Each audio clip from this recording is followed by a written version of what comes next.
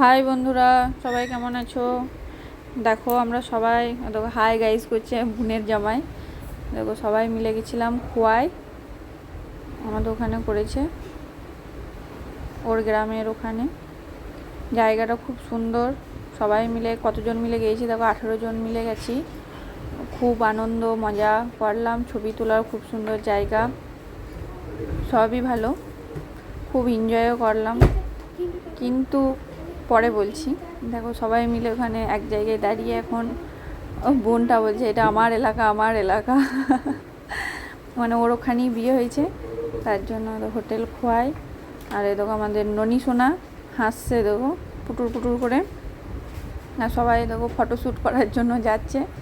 এত লোক দেখে মানে মালিকটা ভেবেছিল ভালো, বেশ কি বলবো। আর পরে বলছি এই ঘটনাটা, আরও ভিডিও আছে শেয়ার করবো আর তোমাদের সাথে বলবো কি হয়েছিল আমাদের সাথে সেই দিন।